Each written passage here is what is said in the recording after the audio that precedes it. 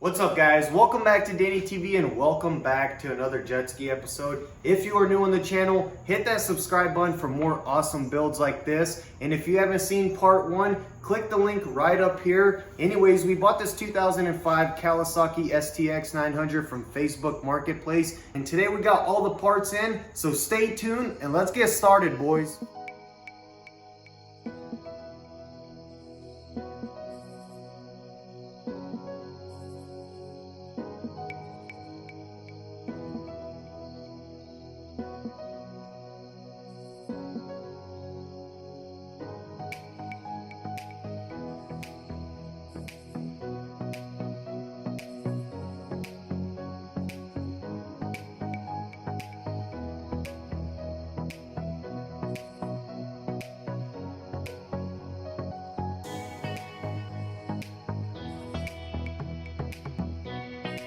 Alright guys, so we got the new carrier bearing installed, and we did have to put some more gasket maker on this little metal plate.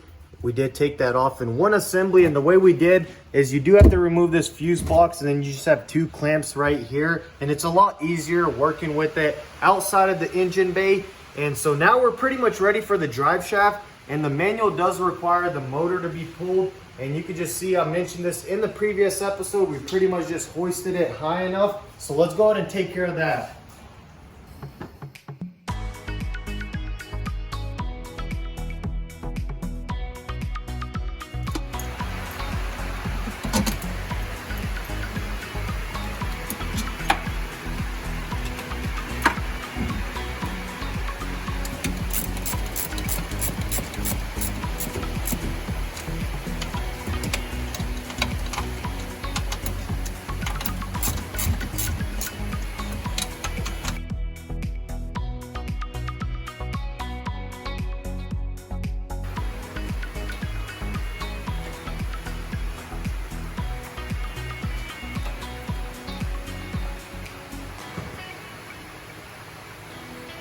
How high did you go?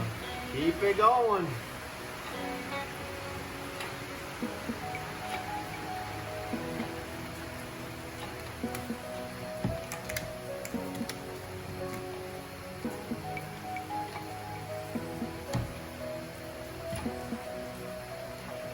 All right, that's good.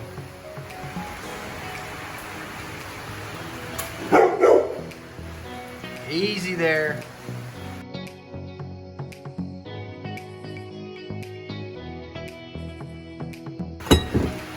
Never mind. We got it going through this.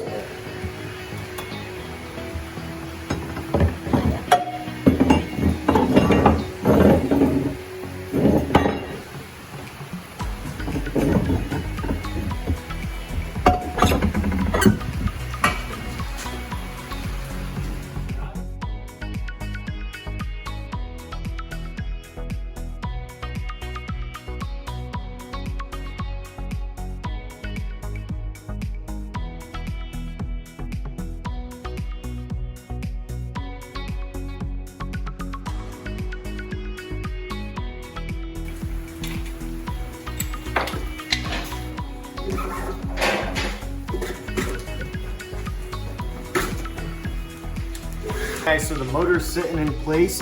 We're gonna go ahead and line everything up, get everything plugged in, and then we should be ready to give it a crank.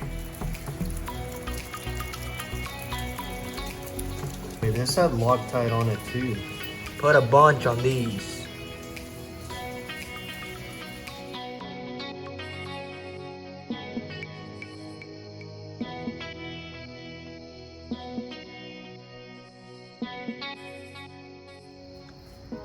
Alright guys, so we are moving right along. We got everything bolted down and a few connectors hooked up. Now it's time to go ahead and move on to our exhaust slash fatty pipe, which we also had to weld up. There was some JB weld on that. Let's go ahead and get this sucker installed.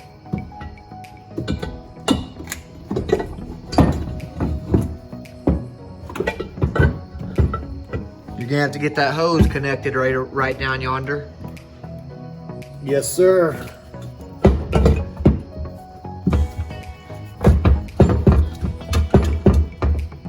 Shit, where are the clamps? Check it out.